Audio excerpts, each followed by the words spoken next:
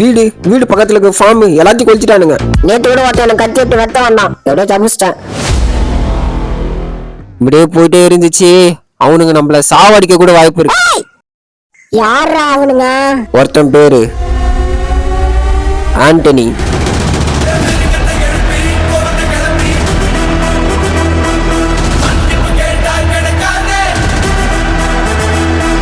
இன்னொருத்தன் பேரு லியோ. லியோவா? ஆமா, இவனுங்க எல்லாம் ஒரு குரூப்.